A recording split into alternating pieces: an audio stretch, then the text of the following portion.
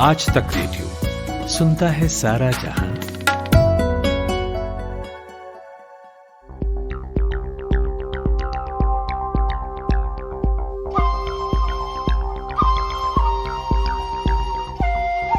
जम्मू कश्मीर को राज्य से दो केंद्र शासित प्रदेश जम्मू कश्मीर और लद्दाख बने 1 साल का वक्त बीत चुका है। इसी के साथ वहां पे एक नई शुरुआत भी होने जा रही है। ये जो है ये प्रशासनिक स्तर पर शुरुआत है। पूर्व रेल राज्य मंत्री मनोज सिन्हा को जम्मू कश्मीर का नया उपराज्यपाल नियुक्त किया गया है। बुधवार शाम को ही मौजूदा उपराज्यपाल जीसी मुर्मू को अपने पद से इस्तीफा दिया।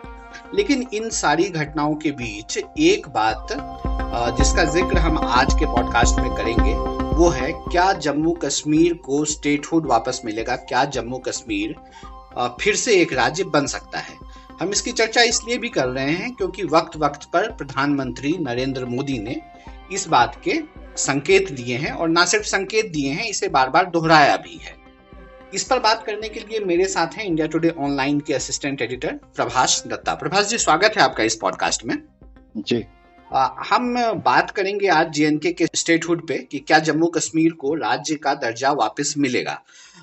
इस पे लौटने से पहले हम सबसे पहले आपसे पूछना चाहेंगे उन वाक्यों का, उन जगहों का, उन बातों का जिक्र करना चाहेंगे जिसका प्रधानमंत्री अक्सर करते रहे हैं इसे लेकर। देखिए, जब 5 अगस्त को पहली बार अमित शाह ये प्रपोजल लेकर आए थे और ये रिजोल्यूशन पार्लियामेंट में पेश किया था, तो उसके एक दिन पहले जम्मू कश्मीर में गतिविधियां बढ़ गई थी। 2 दिनों से चल रही थी, लेकिन बिल्कुल एक दिन पहले 4 अगस्त को सिक्योरिटी के अरेंजमेंट्स बहुत सख्त कर दिए गए थे। बहुत से नेताओं को हाउस अरेस्ट में रख दिया गया था। तभी ये कयास शुरू हो गए थे कि क्या जम्मू कश्मीर में कुछ बड़ा होने वाला। अलग अलग लोग अलग अलग बातें कर रहे थे, जिन पे अमित शाह जी जब लेकर आए 2 रेजोल्यूशन पार्लियामेंट में, तो वो पता चल गया कि है क्या। वो ऐसा कदम था जिसके बारे में सोचा नहीं गया था। मेरी जानकारी में किसी कानूनविद ने, संविधान के जानकार ने इस बात की पब्लिक में कोई डिबेट की हो, कोई विचार रखा हो, ये मेरी जानकारी में नहीं है कि किसी ने कहा हो कि संविधान की धारा 370 के तहत ही ये प्रावधान है कि संविधान की धारा 370 को किसी जगह इनऑपरेटिव बनाया जा सकता है। ये एक जब सुना मैंने, मुझे याद है अचानक से मुझे लगा कि ये 374 कहाँ से आ गया, क्योंकि हम 371, 2, 3 ये पढ़ने के आदी रहे हैं, और 374 अचानक से क्या कहाँ से आ गया। हमारे न्यूज रूम में मैंने, संपादक ने, हमने बात की है, फिर संविधान की धाराओं को पलट के देखा गया तो वो उसमें निहित बात थी कि सरकार को या एडमिनिस्ट्रेशन को ये अधिकार मिल जाता है एक खास परिस्थिति में, जबकि ये कर सके। और वो खास परिस्थिति थी उस वक्त। खास परिस्थिति क्या थी कि जम्मू कश्मीर में कोई विधानसभा उस वक्त नहीं थी। जम्मू कश्मीर में जो शासन था वो गवर्नर का था। गवर्नर मतलब राष्ट्रपति का प्रतिनिधि। राष्ट्रपति के पास जो लेजिस्लेटिव पावर होते हैं वो लेजिस्लेटिव पावर्स पार्लियामेंट के थ्रू होते हैं, यानी जम्मू कश्मीर में जो लेजिस्लेटिव पावर हैं वो पार्लियामेंट के पास उस वक्त थे।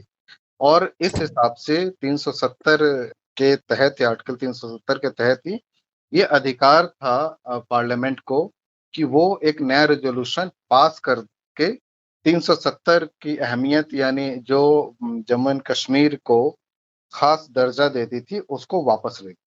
तो ये रेजोल्यूशन संसद में 2 दिनों में पास कर दिया गया, और बात सिंपल इतनी सी हो गई कि जम्मू कश्मीर जो एक राज्य हुआ करता था अपने मर्जर के बाद से, भारत में 1947 में मर्जर के बाद से 2019 तक, वो राज्य अब नहीं रहा।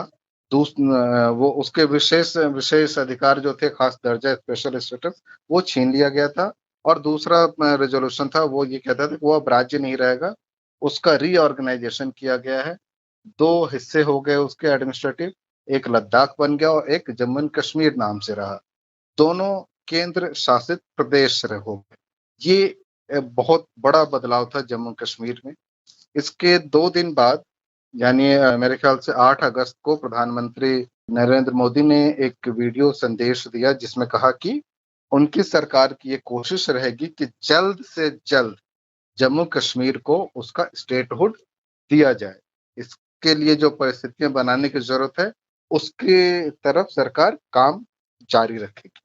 लेकिन उससे उसी वक्तव्य में एक बात और भी साफ थी, बिल्कुल उसका इशारा था कि लद्दाख का जो वहाँ के लोकल एस्पिरेशन है, उसका सम्मान किया जाएगा। यानी लद्दाख को अलग करके देख रही थी सरकार और जम्मू और कश्मीर के बाकी हिस्से को अलग करके देख रही। तो ये उनका पहला प्रधानमंत्री मोदी का पहला मैसेज था कि स्टेटहुड वापस करेंगे।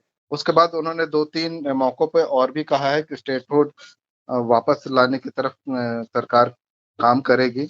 होम मिनिस्टर अमित शाह ने भी कहा है कि स्टेटहुड वापस दिया जाएगा, ये सरकार की स्कीम ऑफ थिंग्स में है।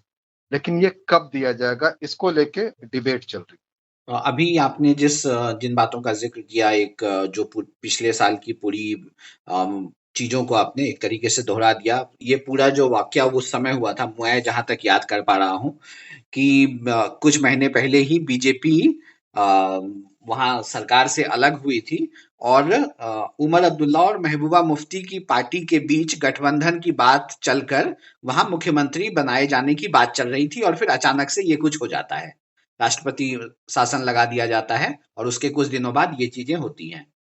हाँ, वहाँ मेरे ख्याल से ये 19 जून की तारीख थी। हो सकता है 1-2 दिन में आगे पीछे हो जाऊं, जिस दिन महबूबा मुफ्ती की पीडीपी और बीजेपी के बीच गठबंधन टूट गया, सरकार गिर गई और उसके कुछ समय बाद एक बात चलने लगी कि क्या महबूबा मुफ्ती की पार्टी और उमर अब्दुल्ला की पार्टी नेशनल कॉन्फ्रेंस, जो कि राइवल है दूसरे की वहां जम्मू कश्मीर में, वो हाथ मिला के एक महागठबंधन बना सकते हैं वहां, जिससे बीजेपी बाहर होगी और ये दोनों पार्टियां, जिसमें कांग्रेस के भी की हिस्सेदारी होती, वो साथ आकर वहां सरकार बना ले। लेकिन ये बात नहीं बन पा रही थी। उसकी वजह ये रही थी कि ग्राउंड लेवल वर्कर्स जो दोनों पार्टियों के हैं, वो दोनों एक दूसरे के खिलाफ पूरे साल प्रचार करते हैं, वो राजी नहीं। और ये ऐसी स्थिति में अगर लीडरशिप तैयार भी हो जाती तो बहुत मुश्किल होने वाला था। तो वहाँ गवर्नर से रूल पहले लगाया गया और 6 महीने के बाद फिर राष्ट्रपति शासन आता है। और तब जाके उसके पहले ये सारी गतिविधियां जो सरकार की थी वो हो चुकी थी केंद्र से। तो एक एक माहौल वहाँ था जिसमें लोगों को ये भी डर था। बहुत सारे लोग कह रहे थे कि वहाँ 2016 या 2010 जैसे हालात हो जाएंगे, जहाँ सड़कों पे बहुत प्रदर्शन होंगे और इंसर्जेंसी में बहुत बड़ा स्पाइक देखने को मिलेगा। उस तरह का देखने को नहीं मिला। इसकी शायद ये वजह भी रही हो कि जो वहाँ के नेता लीडरशिप थी, ज्यादातर लीडरशिप घरों में बंद थी और सेपरेटिस्ट पे सरकार ने काबू करने की बहुत हद तक कोशिश की और वो कामयाब रहे। अब हम लौटते हैं अपने मूलभूत सवाल की तरफ, जिसे लेकर हम ये पॉडकास्ट कर रहे हैं, जम्मू और कश्मीर के स्टेटहुड पर। क्या लगता है अभी क्या क्या संभावनाएं दिख रही हैं इसे लेकर? जो आपने लिखा, पढ़ा, रिसर्च किया, क्या कुछ आपने ढूंढा इसमें? देखिए, स्टेटहुड वापस करने की बात सरकार कर रही है, लेकिन 2 सवाल हैं कि कब और किस रूप में। कब को लेके ये है, जैसे उमर अब्दुल्ला ने बोला थोड़े दिन पहले कि जब तक स्टेटहुड वापस नहीं मिलता है वो तब तक चुनाव वो नहीं चुनाव लड़ेंगे। नहीं लड़ेंगे। तो एक इशारा था कि चुनाव जब भी होगा तो स्टेटहुड के अंदर हो सकता है। ये एक स्पेकुलेशन था। केंद्र सरकार ने इस पर कुछ नहीं कहा है अभी तक कि कब। जो सरकार की तरफ से बातें कही जा रही है वो ये कि जब माहौल उस तरह का होगा जिसमें कि स्टेटहुड वापस दिया जा सके। इसको सामान्य भाषा में कहें तो जब टेरर इंसिडेंट्स या टेररिज्म की स्थिति वहां सरकार के नियंत्रण में हो, टेरर कम हो जाए, तब स्टेटहुड वापस कर देंगे ताकि स्टेट गवर्नमेंट जो वहां की हो वो अपने हिसाब से काम कर सके। तो ये 2 स्थिति हो सकती है, या तो चुनाव को लेकर स्टेटहुड वापस कर दे या आतंकवाद के कम होने पर स्टेटहुड वापस कर दे। तो ये स्टेटहुड का फॉर्म क्या होगा? मेरे विचार में 3 ऑप्शन है सरकार के पास, केंद्र सरकार के पास।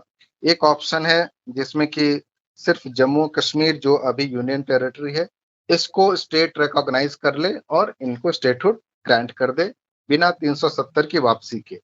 दूसरा सिचुएशन है जिसमें कि दोनों को स्टेटहुड वापस दे दे, अलग अलग राज्य बना, लद्दाख भी एक अलग राज्य हो जाए और जम्मू कश्मीर भी अलग राज्य हो जाए।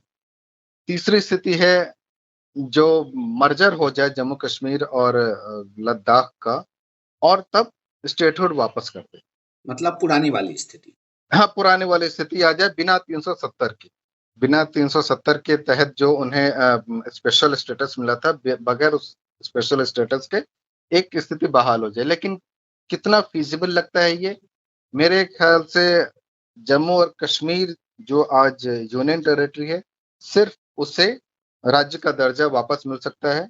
लद्दाख को राज्य का दर्जा मैं जहां तक देख पा रहा हूं नहीं मिलने जा रहा है। उसकी वजह है कि जो ये डिवीजन हुआ, reorganisation of erstwhile state of Jammu and Kashmir हुआ, उसमें देखें तो भारत का वो हिस्सा जिसका बड़ा भाग पाकिस्तान ने गिलगिट बल्तिस्तान वाले हिस्से को अपने कब्जे में रखा हुआ है, वो लद्दाख में आता है। अक्साई चीन वो लद्दाख में आता है। तो एक कोशिश सरकार की ये भी दिखी कि जम्मू कश्मीर पुराने राज्य का बंटवारा इस तरह से करे कि सिर्फ एक हिस्से में ही सीमाओं की ज्यादातर समस्या सिमट के रह जाए। वो लद्दाख में अभी उन्होंने कर दिया। कल के किसी तारीख में अगर जम्मू कश्मीर को वापस राज्य का दर्जा मिलता है तो भी केंद्र सरकार, जहां जिसकी भी सरकार हो, आज बीजेपी की सरकार है या एनडीए की सरकार है, कल को आने वाले 5 साल 10 साल में किसी और की सरकार होगी, और तब भी लद्दाख पे यहाँ केंद्र की सरकार का पूरा अख्तियार होगा। वहाँ की सिक्योरिटी सिचुएशन को लेकर पॉलिसी बनाने में बहुत डायरेक्ट होगा। राज्य सरकार होने से एक इंटरफेरेंस होता है, चाहे 3 जो लिस्ट है, यूनियन लिस्ट, स्टेट लिस्ट और कॉन्करेंट लिस्ट में सब्जेक्ट्स बिल्कुल डिवाइडेड हैं, अलग अलग है। डिफेंस केंद्र के अंदर आता है।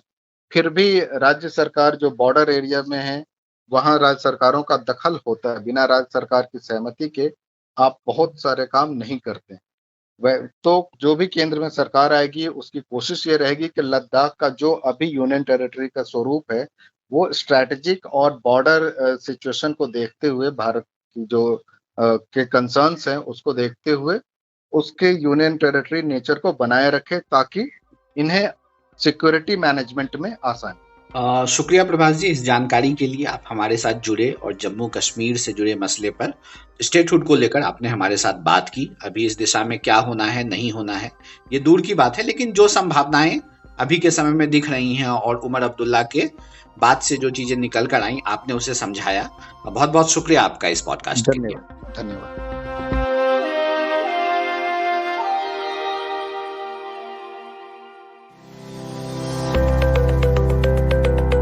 ये पॉडकास्ट आपने आज तक रेडियो पर सुना।